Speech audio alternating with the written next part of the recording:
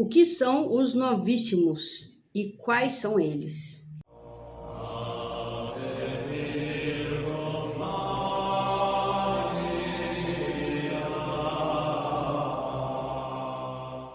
Em nome do Pai, do Filho e do Espírito Santo. Amém. Inspirai, ó Deus, as nossas ações e ajudai-nos a realizá-las, para que em vos comece e para vos termine tudo aquilo que fizermos por Cristo Senhor nosso. Amém. Santa Maria, Mãe de Deus, rogai por nós. Em nome do Pai, do Filho e do Espírito Santo. Amém. Bom, meus queridos, hoje eu vou falar sobre os novíssimos, que são as últimas coisas que nos acontecerão.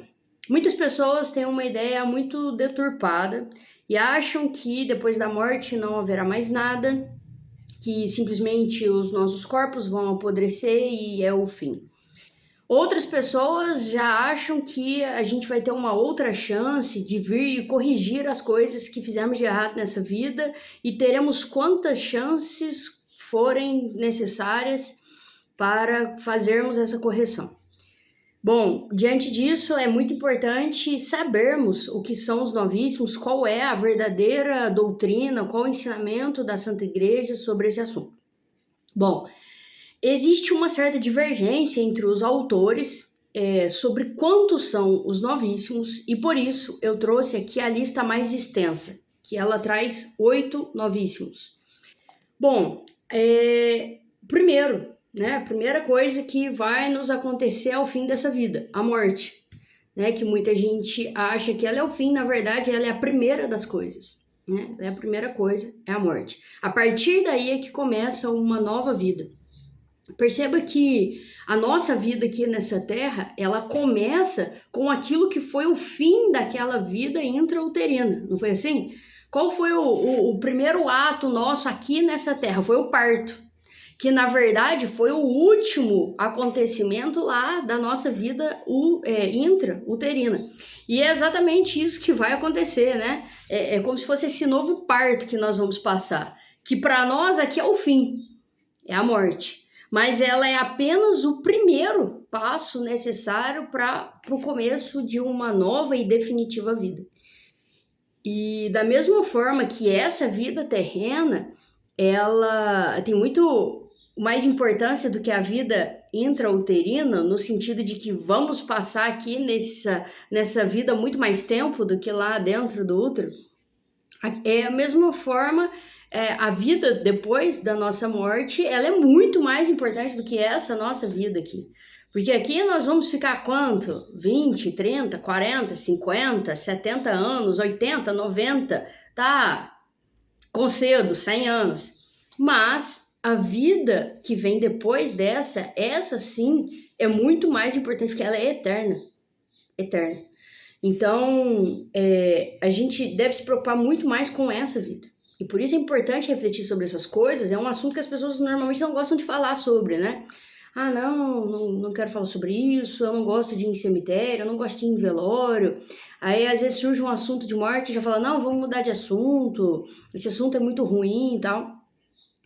Gente, sendo que qualquer autor cristão vai falar pra gente que essa é a reflexão que a gente mais deve fazer, Nós devemos pensar sempre na nossa morte, todos os dias, para que quando ela finalmente acontecer, nós estejamos preparados, já que é algo inevitável, é a única certeza que eu tenho na vida. Não sei se estarei vivo amanhã, o dia de amanhã é incerto, mas a morte é certa. Então, é algo que nós deveríamos sim pensar sobre. Então, a morte. E o que é a morte, então, A morte é a separação do corpo e da alma. Nas palavras do parágrafo 1007 do Catecismo da Igreja Católica, é o termo da vida terrestre. E ainda o Catecismo vai dizer, a morte é o fim da peregrinação terrestre do homem, do tempo de graça e de misericórdia que Deus lhe oferece para realizar sua vida terrestre segundo o projeto divino e para decidir seu destino último. Olha aqui, A morte é o fim da peregrinação terrestre. É o fim do tempo da graça e da misericórdia de Deus. Deus é misericordioso, sim. E Ele tem uma baita misericórdia conosco enquanto Ele nos mantém vivo. Imagina quantos pecados mortais você já cometeu. Imagina se você tivesse morrido nesse estado, certamente agora você estaria no inferno. Mas Deus, por infinita misericórdia, Ele permitiu que você ainda estivesse vivo. E enquanto tem um coração batendo, enquanto tem respiração, ainda é possível se arrepender, ainda é possível se confessar. Então, estamos vivendo plenamente o tempo da misericórdia. E esse tempo da misericórdia, ele acaba com a nossa morte. Porque após a morte não tem mais misericórdia. Após a morte é a justiça de Deus. Então, aproveitemos esse tempo da nossa misericórdia. Da misericórdia de Deus para conosco. A morte não estava prevista no plano inicial de Deus. Deus tinha dado alguns presentes ao ser humano. Esses presentes são chamados de dons preternaturais. O homem, embora tenha recebido todos esses presentes, por soberba pecou, querendo se fazer igual a Deus. E por pura bondade, Deus deu ao homem um castigo, retirando do homem esses presentes, esses dons preternaturais, para que voltássemos à nossa humildade. E um desses presentes que Deus nos deu como castigo foi a morte, porque um dos dons preternaturais que havíamos recebido era a imortalidade. Agora imagina se nós não morrêssemos, nunca. Quando nos converteríamos, quantos e quantos e quantos casos de pessoas que a gente conhece que diante da iminência da sua própria morte ou da morte de algum parente querido, a pessoa se converte, ela acorda e fala, né, vou morrer. E aí no que ela acorda, ela se converte, ela resolve fazer algo. Então, a morte, ela é consequência sim do pecado. Ela é sim um castigo de Deus, mas é algo bom. Foi um presente, na verdade, que Deus nos deu. A morte é consequência do pecado e está lá no parágrafo 1008 do Catecismo. É muito salutar que pensemos sempre na morte, fazendo todas as noites um exame de consciência como se fôssemos morrer. E pedindo a Deus que nos livre da morte repentina. É tradicional da igreja pedir isso. Inclusive, a gente tem uma mentalidade totalmente contrária, né? Vamos supor, uma pessoa sofre um acidente de carro, morre imediatamente. Um acidente gravíssimo e morre.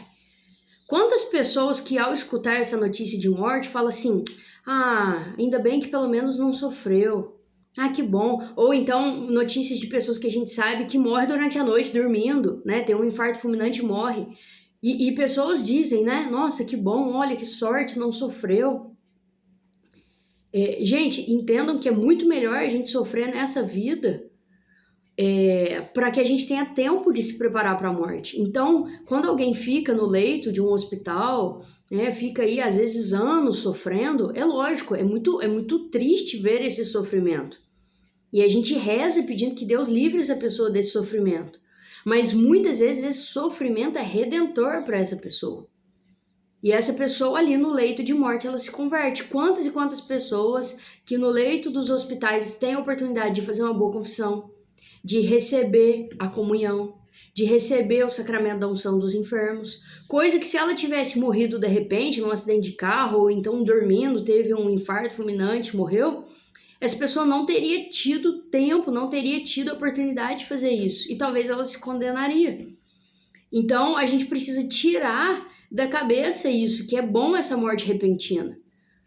Existem pessoas que literalmente desejam isso, né? Nossa, eu preferiria morrer assim, o avião cai, patifa, explode e aí eu morro e nem vejo nada. Gente, nós devemos rezar pedindo que Deus nos livre da morte repentina e nos conceda a graça de, ao fim da vida, a gente poder receber os sacramentos, de ter essa oportunidade. E é por isso que a gente tem que estar sempre preparado. A gente não pode esperar, né? Quando eu me casar? Quando eu for morar fora? Quando? Até quando que a gente vai retardar essa nossa conversão? Por isso que a gente não pode demorar para se confessar quando a gente comete um pecado mortal. A gente tem que correr e se confessar. E outra coisa, né? Tirar de cabeça essa ideia de que a gente vai ter uma outra chance. Em Hebreus, capítulo 9, versículo 27, diz: os homens devem morrer uma só vez.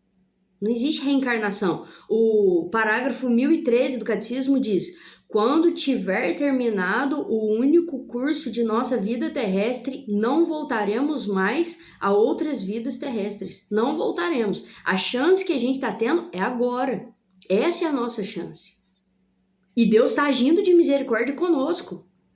Quanto tempo você já viveu? Quantos anos você que está me assistindo tem? Você tem 30 anos, 40 anos, 50 anos? Olha quanto de oportunidade Deus já te deu, quanto tempo de vida Ele já te deu para que você se converta. Então não atrase mais isso. E muitas vezes a pessoa que está em pecado mortal, ela tem plena consciência de que ela está em pecado mortal, ela sabe disso e ela fica, sei lá, enrolando, procrastinando a conversão. Então nós temos que ter isso em mente, né? Sobre a morte. Depois, logo em seguida, a morte, vem o juízo particular. A igreja nos ensina que tão logo morrermos, seremos julgados. A parábola do pobre Lázaro, que está no Evangelho de São Lucas, e a palavra de Cristo ao bom ladrão, falam de um destino último da alma, que pode ser diferente para uns e outros. Depois de morta, não há possibilidade de conversão. Ou a pessoa está eternamente salva ou eternamente condenada. São Tomás de Aquino diz que o juízo particular se dá no local da morte. Porque ele raciocina assim, onde que se dará o juízo particular? No céu? Não vai acontecer no céu, porque talvez a pessoa vai ser condenada. Não tem como ela ir para o céu para depois sair de lá. Então o juízo particular se dará no inferno? Não, a pessoa não vai para o inferno para depois ir para o céu. Quem vai para o inferno não sai de lá. Então em qual lugar, em qual local acontece esse juízo particular? E São Tomás vai dizer que acontece no local da morte mesmo. Então é importante a gente refletir isso, né? Vamos supor, se a gente está num hospital acompanhando um doente e a gente vê ele morrendo, e vê ali que ele está agonizando e morrendo, é importante que a gente reze ali, sabendo que ali vai acontecer o juízo particular dele. E se a gente vê a pessoa morrendo, ali naquele lugar está acontecendo o juízo particular dela. Quando a gente passa, né, na estrada e a gente vê que aconteceu um acidente fatal ali na estrada, né, um carro que capotou, ali naquele lugar está acontecendo o juízo particular dela. Naquele lugar, lógico que nós não estamos vendo, mas está acontecendo ali. E a gente passando por ali, é por isso que a gente precisa muito rezar. Porque está acontecendo o juízo particular ali, naquele momento. E já começa a rezar por aquela alma. Por que nós vamos rezar pela alma? É a pergunta. Pois o tempo da misericórdia já acabou, ela já morreu. É só o tempo da justiça, mas desde aquele momento a gente já começa a rezar por aquela alma, porque pode ser que ela esteja no purgatório. O purgatório eu vou falar daqui a pouco. Mas é importante a gente saber o porquê que a gente reza pelas almas. Porque existem as almas que já estão salvas e as almas que já estão condenadas. As almas que foram condenadas, elas vão para o inferno e não adianta rezar por elas. Mas a gente não sabe com certeza absoluta quem foi para o inferno. Pode ser que ela foi salva. Mas aí, sendo salva, tem dois caminhos possíveis. Pode ser que ela vá direto para o céu, o que é muito raro acontecer, de acordo com a visão dos próprios santos. E o próprio Nosso Senhor, que diz que a porta é estreita. E pode ser que ela tenha ido para o purgatório. E é por isso que é importante a gente rezar pelas almas. Porque nós não temos certeza se elas estão no céu, no inferno ou no purgatório. Mas caso elas estejam no purgatório, nós podemos rezar por elas. Falando sobre o céu, o Catecismo diz, no parágrafo 1023, os que morrem na graça e na amizade de Deus e que estão totalmente purificados, vivem para sempre com Cristo. Essa é a definição do céu, né? Os que morrem na graça e na amizade com Deus, ou seja, morreram confessados sem pecado mortal. E que estão totalmente purificados. Esse é o grande problema. É que normalmente nós estamos, não é normal que estejamos totalmente purificados. Porque sempre tem aquela tendência, aquele gosto pelo pecado, aquela saudade do pecado. Então, é por isso que são poucos os que vão para o céu. A porta é estreita. Essa vida perfeita, eterna com Cristo, é o que chamamos céu. Deus deseja que todas as pessoas vão para o céu. Ele não criou ninguém para o inferno. Deus não criou uma pessoa, essa aqui, vou criar ela para ir pro inferno. De forma alguma. Existem níveis diferentes de céu. Alguém que se converteu no fim da vida e recebeu indulgência plenária, ela não gozará da mesma glória e da mesma felicidade que Santa Inês ou São Francisco.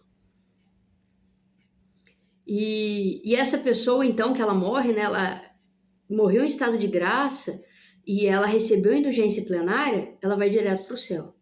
Mas existem aquelas pessoas que não morrem em estado de graça, que morrem em pecado mortal.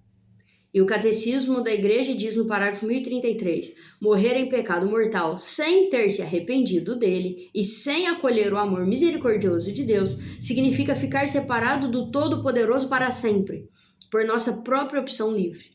A este estado de autoexclusão definitiva da comunhão com Deus e com os bem-aventurados se designa com a palavra inferno. É importante saber isso, né? É uma autoexclusão definitiva. Por que é uma autoexclusão? Não é que eu vou chegar lá e Deus vai falar, você vai para o inferno. Não, a pessoa escolheu isso. A pessoa, ela escolheu viver no pecado mortal, sabendo que aquilo era errado. Lembrando que para uma pessoa para cometer pecado mortal, primeiro, ela tem que saber que aquilo é errado. E ela tem que ter consciência e vontade de fazer aquilo. Eu sei que isso é errado e eu não tô nem aí, eu vou fazer assim mesmo. Eu sei que isso é pecado e vou fazer assim mesmo. A pessoa, ela se decide por se auto-excluir do reino dos céus. Isso é muito triste, né? Por isso a gente precisa rezar pelas pessoas para que elas se convertam antes de morrer. Para que elas se arrependam, para que elas se decidam pelo caminho mais difícil, né? Que é o caminho de largar o pecado, que não é uma coisa fácil. Infelizmente, há uma tendência moderna de negar a existência do inferno, ou de acreditar que o inferno está vazio. Se o inferno não existisse, teria sido absolutamente vão o sacrifício de Cristo por nós na cruz.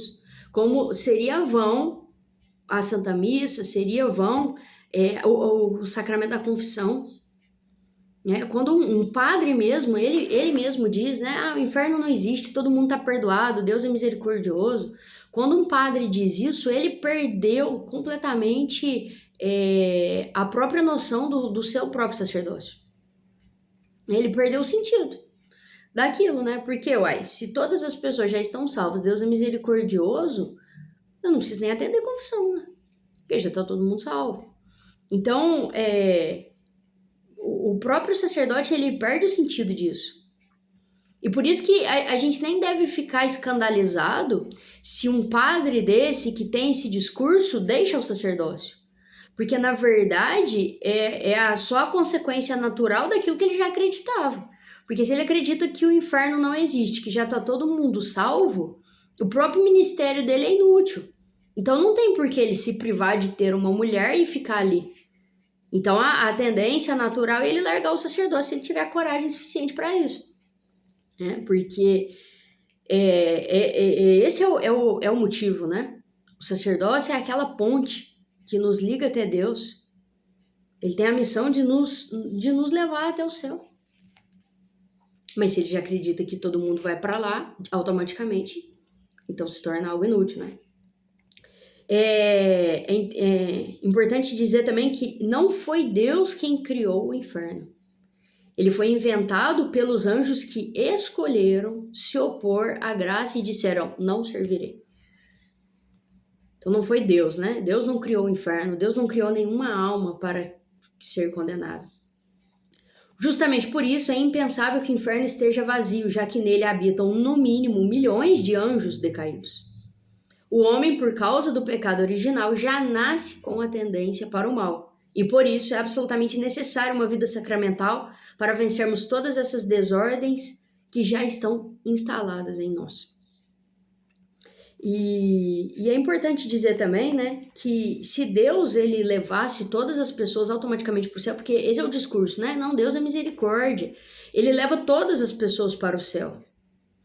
Automaticamente. Gente, se Deus fizesse isso, pensa, ele estaria privando as pessoas de serem livres. As pessoas têm liberdade.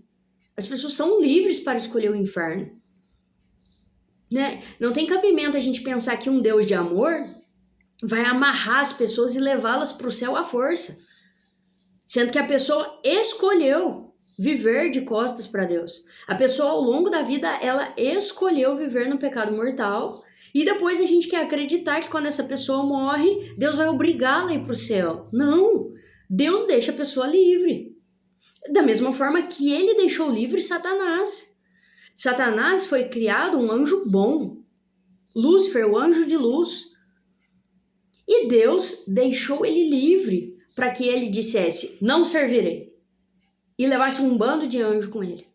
Liberdade. Deus respeita a nossa liberdade. Nós somos perigosamente livres. E é por isso que nós precisamos saber fazer nossas escolhas, sabendo que Deus vai respeitar as nossas escolhas. Deus nos dá liberdade. Ele não vai levar ninguém amarrado para o céu. Ninguém é obrigado a amar a Deus. Imagina se você chega para o seu esposo, para sua esposa e fala, você é obrigado a me amar. Você tem que me amar. E você amarra a pessoa e fala, você tem que me amar. Que tipo de amor é esse? O amor verdadeiro é livre. E é por isso que o inferno existe. Porque Deus, ele nos ama tanto que ele nos dá liberdade, inclusive de virar as costas para ele. Outra coisa importante falar também, que alguns teólogos, né, vão dizer que o céu e o inferno é só um estado de espírito e que não é um lugar. Mas ele necessariamente ele tem que ser um lugar, porque nosso Senhor, ele ressuscitou e subiu aos céus de corpo e alma. Nossa Senhora também subiu aos céus de corpo. Então, se existe corpo, tem que ter um lugar. Precisa ter um lugar para esse corpo estar.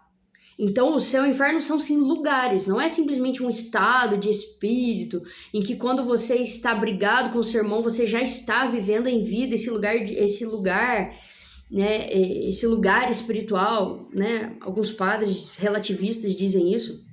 E logicamente isso não é possível. Porque se Nosso Senhor e Nossa Senhora estão de corpo no céu, tem que ser um lugar para esse corpo estar. E nós temos também o purgatório. Então temos o céu, o inferno e o purgatório.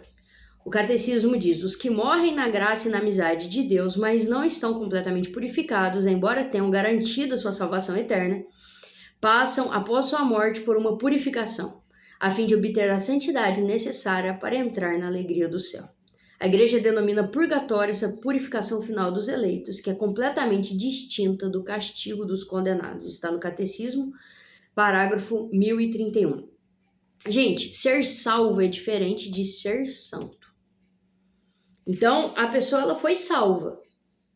Ela morreu sem pecado mortal, mas ela morreu cheia de desordem. E com a marca tanto aquele pecado mortal que ela cometeu, quanto os pecados veniais que ela comete, ela precisa se purificar para estar diante de Deus, face a face diante de Deus.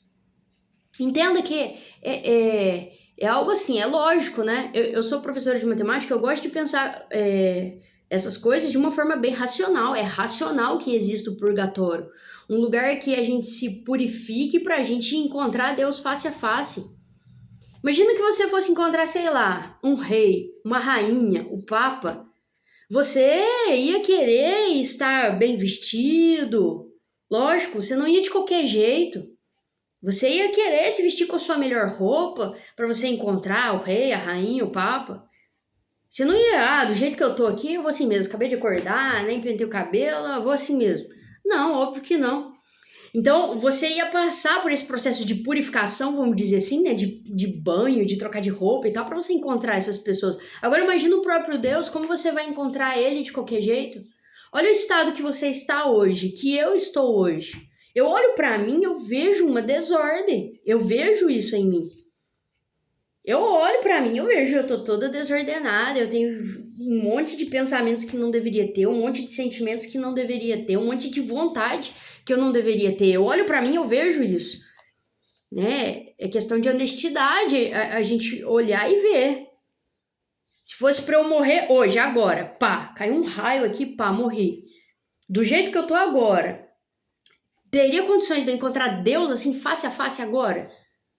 Não, eu precisaria passar por essa purificação, né? Então, o purgatório é para isso. E é por isso que nós rezamos pelas almas. Por que a gente marca missa pelas almas, missa de 7º dia, missa de um mês, missa de um ano, várias missas para a pessoa, ou a gente reza, né, reza terços pela pessoa, oferece indulgência plenária pela pessoa, para quê? Pedindo para que seja abreviado esse tempo, para que ela se purifique logo, para que ela possa ir para o céu logo.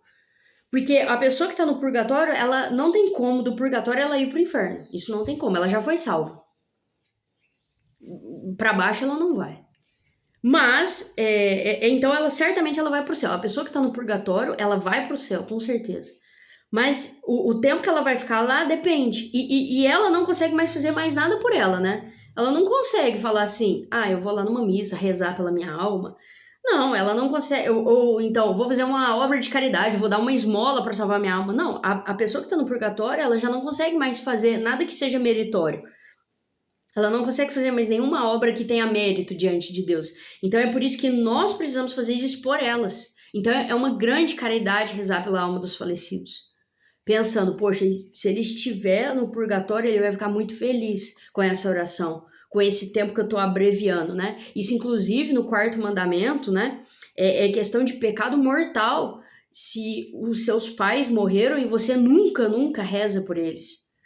Porque imagina, os seus pais deram a vida por você, te alimentaram, cuidaram, educaram, nutriram, e agora você não faz o mínimo por eles, que é, sei lá, mandar rezar uma missa por eles, rezar um santo terço na intenção deles. É muito importante isso, né? É uma caridade, uma grande caridade. Então, por isso que nós rezamos, e de forma especial rezamos no dia de finados. No dia de finados, é exatamente por essas almas que estamos rezando. A igreja já tem o dia 1º de novembro, que é o dia de todos os santos, que nós rezamos pelas pessoas que estão no céu. Todas as pessoas que estão no céu são santos, mesmo que não foram canonizados. Se sua avó está no céu, ela é santa, mesmo que ela não foi canonizada na igreja. Então, os santos, dia de todos os santos, no dia 1º de novembro e no dia 2 de novembro, nós rezamos por todas as almas que estão no purgatório. Por isso que nós vamos no cemitério, nós fazemos indulgência por essas almas. Bom, então, até agora foram 5 novíssimos, né? Então, aconteceu a morte. Depois da morte, logo em seguida, no local da morte, acontece o juízo particular. E dali, ou vamos para o céu, ou vamos para o inferno, ou vamos para o purgatório. Então, morte, o juízo particular, céu, inferno, purgatório. 5. Mas eu disse que são 8 novíssimos. Bom, então morremos, fomos cada um ou para o céu, ou para o inferno, ou para o purgatório. E depois haverá, como nós rezamos no creio, a ressurreição. Isso é um dos artigos do credo. Creio na ressurreição da carne, na vida eterna. Amém. Então, essa ressurreição da carne, e é uma ressurreição real, tá, gente? No fim dos tempos, que a gente não sabe quando se dará, e nem tem motivo para a gente ficar tentando adivinhar quando se dará essa ressurreição final, né? Não faz sentido a gente ficar tentando ler o Apocalipse, ficar fazendo cálculo, né? Tem vários caras aí que ficam fazendo previsão. Esses dias mesmo eu vi um vídeo na internet de um cara que fica tentando prever. Ele falou que vai ser entre 2025 e 2030. Gente, não tem porquê a gente ficar tentando prever essas coisas. O próprio Nosso Senhor falou que não cabe a nós ficar sabendo isso, né? Os apóstolos perguntaram e ele não respondeu. Então, a ressurreição é algo real que se dará no fim dos tempos, em que todos os corpos, todos, vão ressuscitar e se encontrar novamente com a sua alma. Então, quem está no céu vai ficar no céu de corpo e alma. E quem está no inferno vai ficar eternamente no inferno de corpo e alma.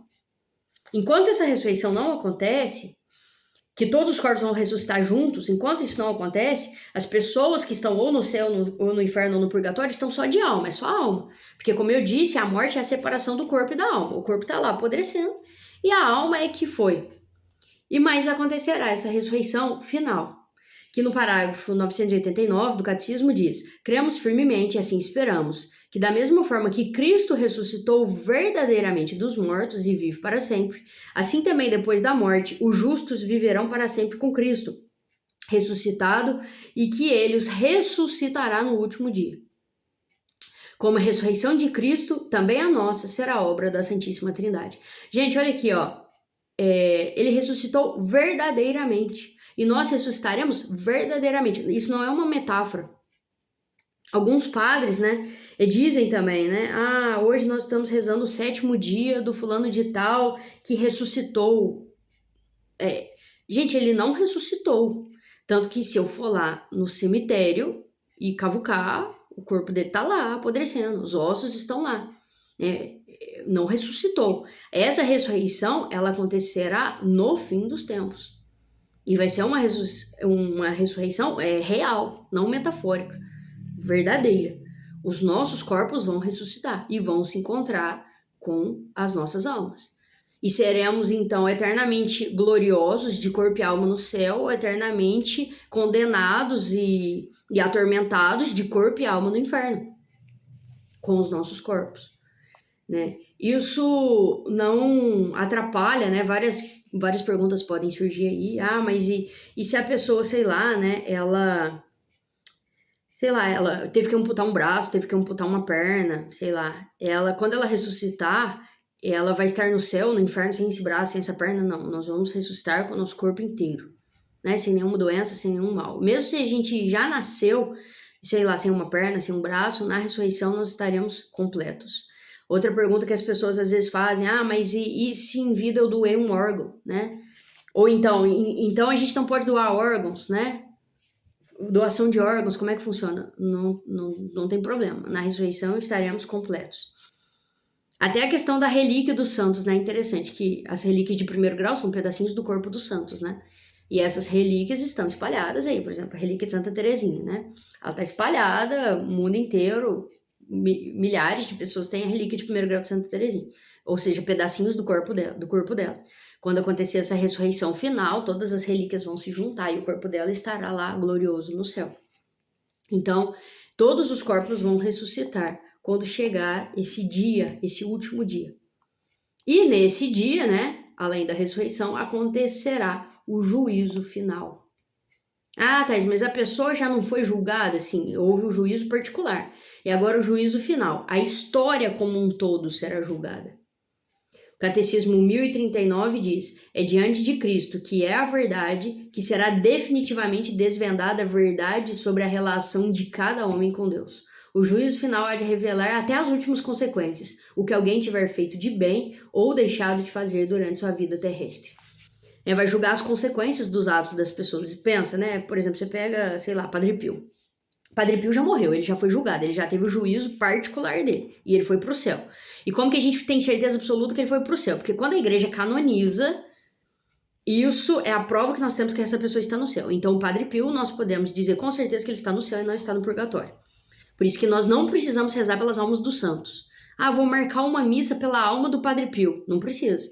Você já sabe que ele está salvo, você não precisa rezar. Você pode marcar uma missa na intenção, pedindo uma graça ou agradecendo uma graça ao Padre Pio, mas não pela alma dele. Então, ele teve o juízo particular e ele está no céu, nós sabemos isso porque ele foi canonizado, tá? Mas ele ainda será julgado lá no juízo final. E vai ser julgado a consequência das obras dele. Porque ele foi julgado lá, quando ele morreu, lá em 1968. Mas depois que ele morreu, quanta coisa aconteceu? Quantas pessoas se converteram por causa da história do Padre Pio? Quantos bons sacerdotes se santificaram para imitar a vida do Padre Pio? Quanto legado esse homem deixou? Quantas e quantas conversões? Quantos filhos espirituais Padre Pio tem? Então isso tudo, a consequência de todo esse bem feito, vai ser julgado no último dia.